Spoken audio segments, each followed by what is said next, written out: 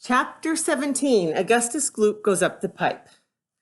When Mr. Wonka turned around and saw what Augustus Gloop was doing, he cried out, "Oh no! Please, Augustus, please! I beg of you not to do that. My chocolate must be untouched by human hands." "Augustus," called out Mrs. Gloop, "didn't you hear what the man said? Come away from the river at once." "This stuff is terrific," said Augustus, taking not the slightest notice of his mother or Mr. Wonka. "Oh boy, I need a bucket to drink it properly." "Augustus," cried Mr. Wonka, hopping up and down and waggling his stick in the air, "you must come away. You are dirtying my chocolate." "Augustus," cried Mrs. Gloop. "Augustus," cried Mr. Gloop. But Augustus was deaf to everything except the call of his enormous stomach. He was now lying full length on the ground with his head far out in the river, lapping up the chocolate like a dog. "Augustus," shouted Mrs. Gloop, "you'll be giving that nasty cold of yours to about 1,000,000 people all over the country." "Be careful, Augustus," shouted Mr. Gloop. "You're leaning too far out." Mr. Gloop was exactly right. For suddenly there was a shriek and then a splash, and into the river went Augustus Gloop, and in 1 second he had disappeared under the brown surface. "Save him!" screamed Mrs. Gloop, going white in the face and waving her umbrella about. "He'll drown! He can't swim a yard! Save him! Save him!" "Good heavens, woman," said Mr. Gloop, "I'm not diving in there. I've got my best suit on."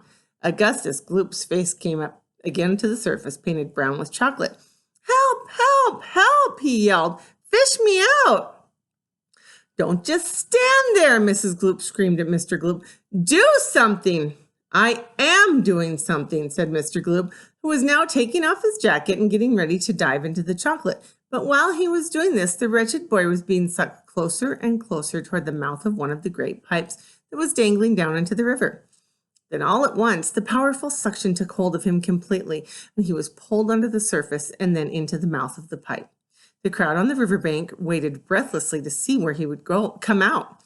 "There he goes!" someone shouted, pointing upwards. Sure enough, because the pipe was made of glass, Augustus Gloop could clearly be seen shooting up inside, head first like a torpedo. "Help! Murder! Police!" screamed Mrs. Gloop. "Augustus, come back at once! Where are you going?" "It's a wonder to me," said Mr. Gloop, "how that pipe is even big enough for him to go through." "It isn't big enough," said Charlie Bucket. "Oh dear, look, he's slowing down." "So he is," said Grandpa Joe. "He's going to stick," said Charlie. "I think he is," said Grandpa Joe. "By golly, he has stuck," said Charlie.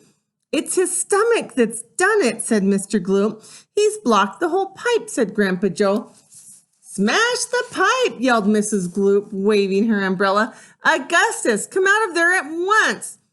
The watchers below could see the chocolate swishing around the boy in the pipe, and they could see it building up behind him in a solid mass, pushing against the blockage. The pressure was terrific. Something had to give. Something did give, and that something was Augustus. Woof! Up he shot again like a bullet in the barrel of a gun. "He's disappeared!" yelled Mrs. Gloop. "Where does that pipe go? Quick, call the fire brigade." "Keep calm," cried Mr. Wonka. "Keep calm, my dear lady. Keep calm. There is no danger. No danger whatsoever. Augustus has gone on a little journey, that's all. A most interesting little journey. But he'll come out of it just fine. You wait and see."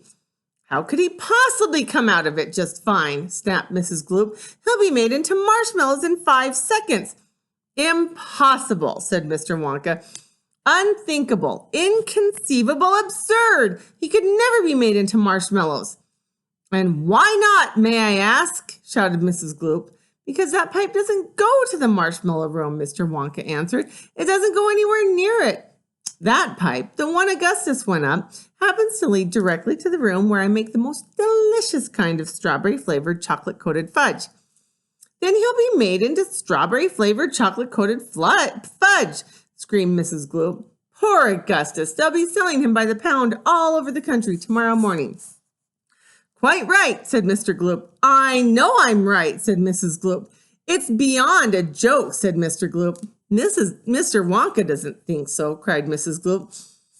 Just look at him. He's laughing his head off. How dare he laugh like that when my boy's just gone up the pipe? You monster! She pointed her umbrella at Mr. Wonka as though she were going to run him through. You think it's a joke? You think that sucking my boy up into the fudge room like that is just one big colossal joke? He'll be perfectly safe, said Mr. Wonka, giggling slightly. He'll be chocolate fudge, said Mrs. Gloop. Never, cried Mr. Wonka. Of course he will, cried Mrs. Gloop. I wouldn't allow it, cried Mr. Gloop. Cried Mr. Wonka. And why not? Shrieked Mrs. Gloop. Because the taste would be terrible, said Mr. Wonka. Just imagine, Augustus flavored chocolate coated gloop? No one would buy it. Here's our picture. They most certainly would, cried Mr. Gloop indignantly. I don't want to think about it, shrieked Mrs. Gloop. Nor do I, said Mr. Wonka, and I do promise you, madame, that your darling boy is perfectly safe. If he's perfectly safe, then where is he? Snapped Mrs. Gloop. Lead him to me this instant. Mr. Wonka turned around and clicked his fingers sharply, click, click, click, 3 times.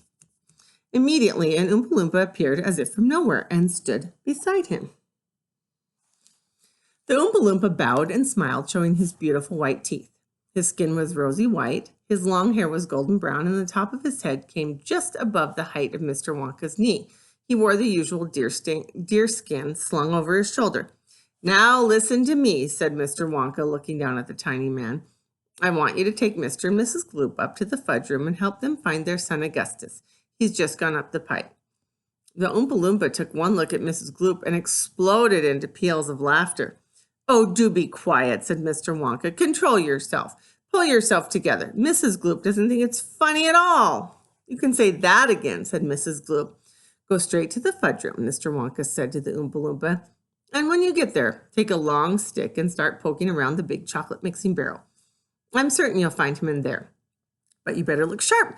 You'll have to hurry. If you leave him in the chocolate mixing barrel too long, he's liable to be poured into the fudge boiler, and that would be quite a disaster, wouldn't it be? My fudge would be quite unbearable. Mrs. Gloop let out a shriek of fury. I'm joking, said Mr. Wonka, giggling madly behind his beard. I didn't mean it. Forgive me. I'm so sorry.